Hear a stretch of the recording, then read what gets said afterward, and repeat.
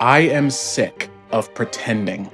I'm sick of being somebody I'm not and pretending to hold opinions that I don't. A few days ago, a friend and I sat down and tried out that new Indiana Jones game on Game Pass. And how am I expected to sit here in this modern world and just pretend like everything is okay? I read the reviews and I scanned the discussion threads. People are saying, the controls are great, but the camera becomes a problem. And somebody else chimes in with, the visuals are great, but I had to turn off vertical sync for a steady FPS. How am I expected to exist in this situation? The elephant in our room has grown so large, it is now unavoidable. Like the rotting pumpkin on your doorstep, or the sex worker in your basement. Like, who are we kidding? Regardless of how much you carve these two up, they're both gonna end up exploding at the lake. If you enjoyed this game, cool, man. More power to you. I'm not trying to pick on you, but have you ever played Wario Land 4?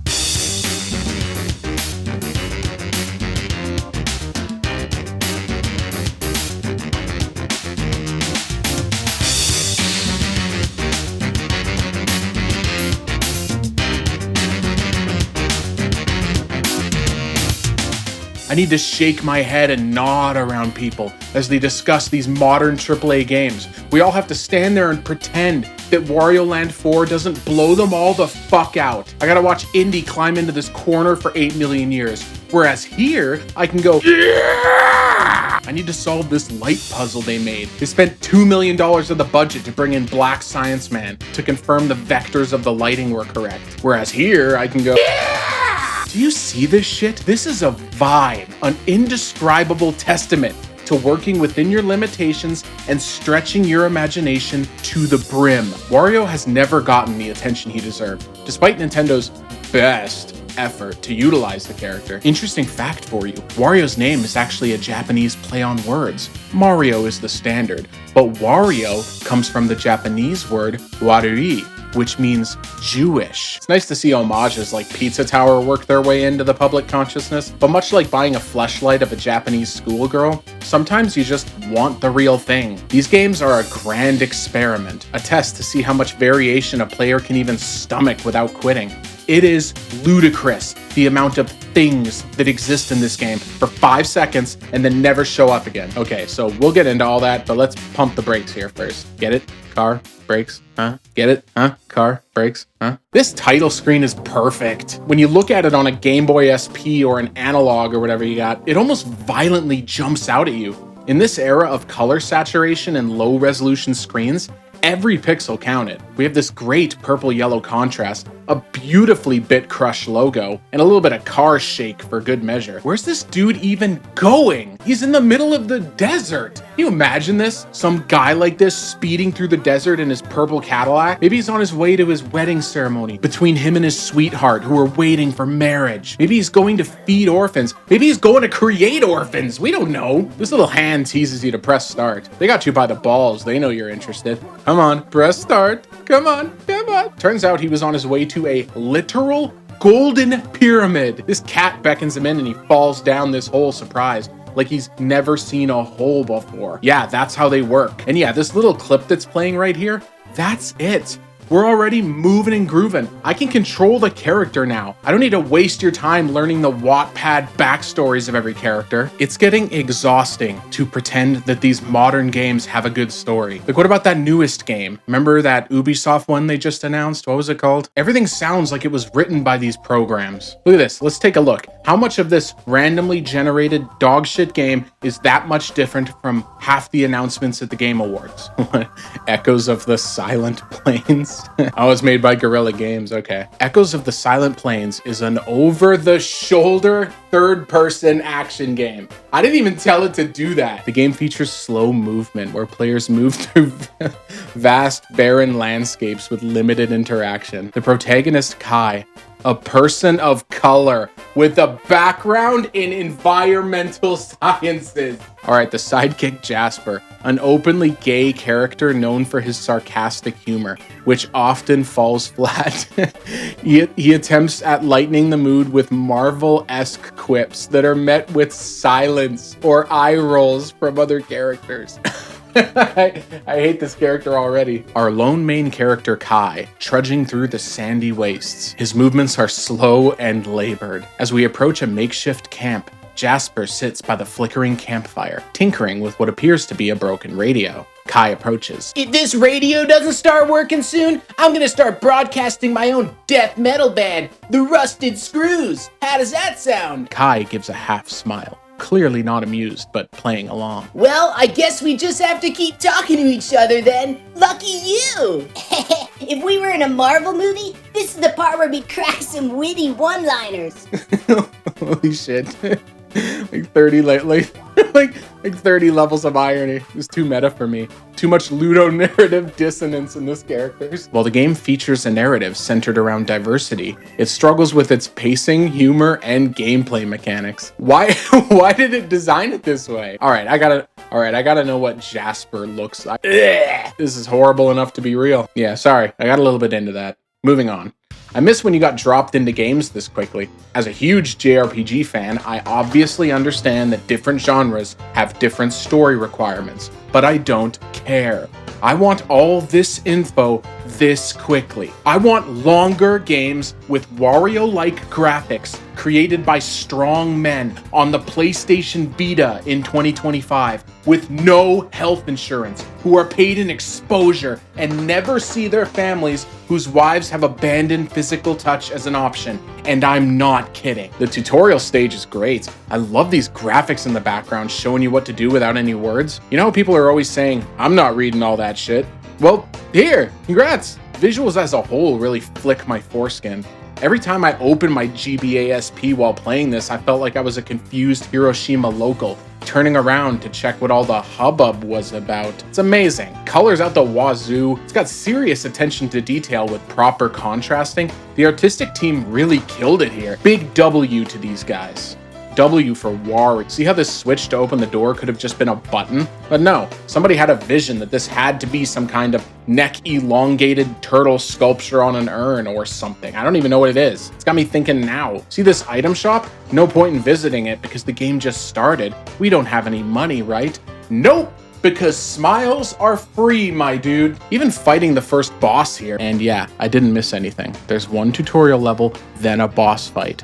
That is confidence. Even fighting this first boss here, you start rattling your brain as your useless fucking degree takes hold of you. You think back to Trotsky and Dostoevsky, thinking that maybe killing is bad? Then she turns into this crazy bitch. Are you seeing this shit? Nowhere in this game are you safe from the developer's creativity. I always thought that being love-bombed was a stupid term that didn't mean anything, but now I believe it. Find yourself somebody who looks at you the way Wario Land 4's artistic team looks at a blank sheet of paper. Right after this fight, you get some free reign to tackle the worlds in whatever order you want. Despite the extreme linearity of the game, this is a nice trick to make you feel like you chose your own adventure. Each level has these 4 tablet corners to collect, alongside a big hidden diamond. You can earn money by collecting these coins and refill your hearts the same way. You get it. Wario Land has a wildly interesting methodology of approaching the health bar. When replacing the bars for hearts, you would usually expect the hearts to be pretty limited, with an increased maximum periodically. That isn't the case here at all. Generally speaking, you can take a ton of hits, and finding hearts to refill your health is never an issue. And yes, I know there's a hard mode. Roll with this for now. When they decided to make Wario super tanky right off the bat, that was a wildly important decision to the overall feel. What I'm assuming happened is they originally tried a more strict health bar, but found playtesters were playing it safe in fear of losing health. Here, this is like answering a Craigslist ad promising $10 for every mystery injection this guy gives you behind the GameStop. Like, there's even puzzles that require you to take hits to solve them. Look at this part. You get stung and you puff up, and the floating that happens here is actually used for traversal. Have you ever heard of such a thing? Entering a new room in a platformer and purposefully taking damage for fun to see if anything interesting happens? I'm not even sure if there's any holes in this game to fall through. Most of them just send you to a lower level. The extremely tight-knit nature of these stages means that even falling to the absolute bottom in any room is hardly a setback at all. I suppose we could call this the Jump King to Wario Land scale, in terms of how hard your failures are punished. The Wario Land 4 Commandments. The unknown is not to scare the player, but rather interest them. Look at these areas, man. One of Nintendo's better quality focuses in my eyes is variety. You don't need variety. In the right case, it's fine for the first 5 minutes of a game to be the same as the last 5 minutes, but platformers really frequently drop the ball here. When I mentioned the health bar, the more common reason that games have you actually get stronger is because it feels good. It helps to push a player forward if they're making visible, quantifiable progression. I mean, sure, Wario Land has these collectibles hovering over the levels to tease, but that's it. You truly will find yourself booting up the next level just to see what the gimmick is. I can't understate how impressive this is, that there is this much variety in a single game. Mario Bros is the GOAT, obviously, but I play through Mario when I want to blow through stages and sing the level music. Boo-doo-boo-boo.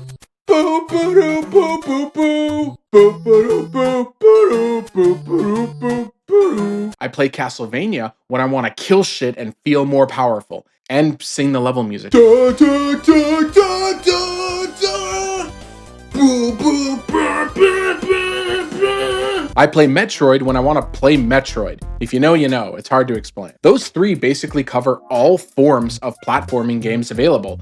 The arcade style, the RPG, and the Metroid. So how was this game even created? It doesn't fit even slightly into any of those categories. Wario Land is its own genre. I've seen the term pizza tower-like being thrown around semi-ironically, and I really like it. But it's based on the truth. You know what happens when you play Wario Land 4, finish it, then want more Wario Land? You're fucked. Yeah, I mean, now you can play Pizza Tower and shake it, but it's still not the same. No moment is to be dwelled on. Replace the loss of an idea with the blossoming of another.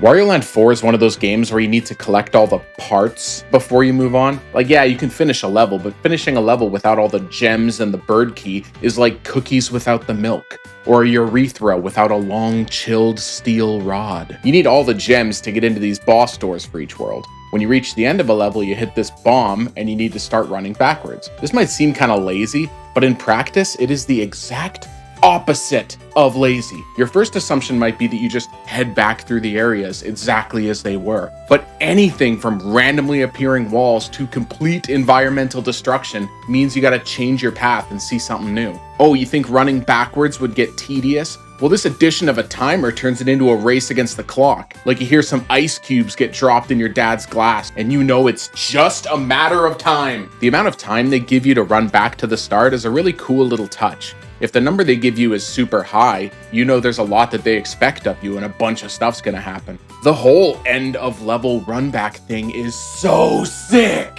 So sick. These mandatory gem corners you collect exist in both the this way and that way parts of the level. The music gets all warped and Wario starts panicking, like you when your friend uses your computer and he's 13 folders deep into the homework folder. You gotta collect this bird with a key in each level. This bird actually unlocks the next level. I love how you can see the bird sometimes locked away as you're playing through the level. Then you know you gotta pop back here later. Most of the time they'll force you back so you don't gotta think about it, but it's cool. Builds the suspense. This shit gets hectic, man. You get overwhelmed and you make it back to the start and you're missing one corner piece, or maybe you miss the bird entirely. I'm a person who hates being forced to redo content. But here, as soon as the level's done, my neurons start firing. I wonder what area I missed. Or more frequently, I knew I should have gone in that door. I know that shilling for the forced recompletion of content is really gay, but that's not my point. I'm referring to my willingness, nay, my desire to redo the content.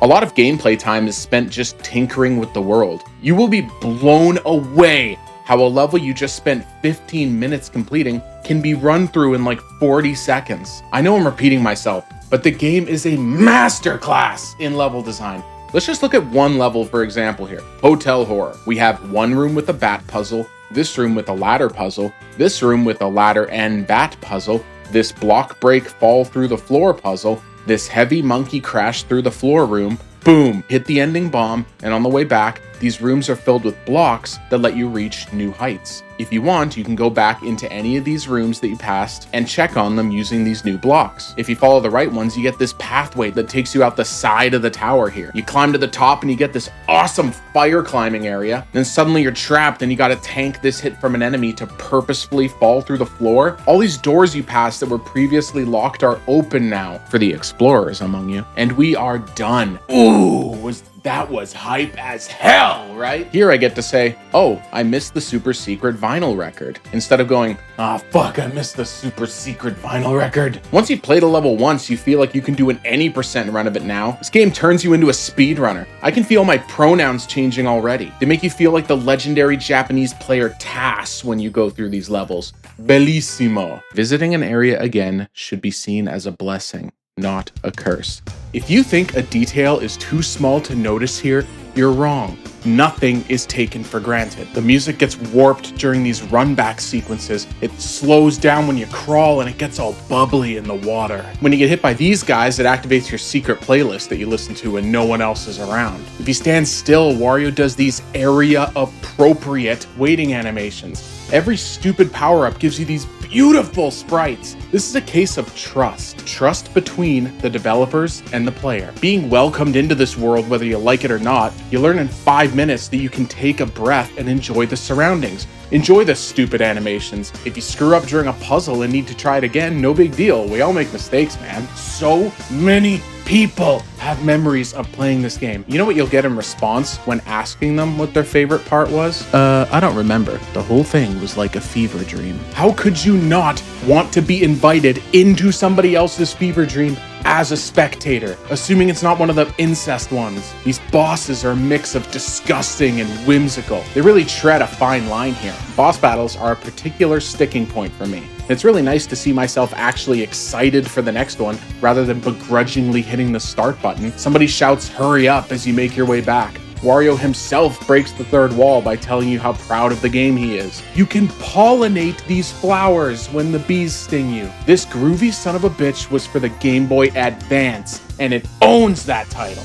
Carves it into its forehead, man. This ain't your daddy's Wario. Well, actually, it might actually be your daddy's Wario now, but anyway. Arguably, the perfect sequel. They aren't using the power of the cell to add tessellation to your character's back knee. They're using the power given to them graciously and respecting the hardware. I thought for a while about what word actually captures the spirit of this game. If nothing else, this game is captivating.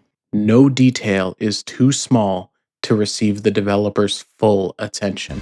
I didn't even get close to covering all the groovy shit in here, but I don't need to. You can boot this up right now. There's a million ways to play it. Even if you're some sort of weird, staunch anti-ROM piracy purist, while simultaneously either refusing to purchase or being unable to afford a Game Boy Advance, look at this shit! I found this while making the video. Good timing, huh? So what are you waiting for? Why are you playing the same multiplayer games you don't even like? Queuing up for your 6th game of League tonight, or grinding for a piece of gear in a game that you stopped caring about 7 fucking years ago. I know that retro gaming is a kind of mythical beast. The community is so big and so many people are talking that tons of people end up never even playing these games. But it doesn't need to be that way. You don't need to move day to day, lingering on your past failures, praying that things work out and that it gets better. This community is built on a foundation of creative, wonderful, welcoming people who have been beaten down by the world and take solace in the memories of their past where they could just exist playing Vidya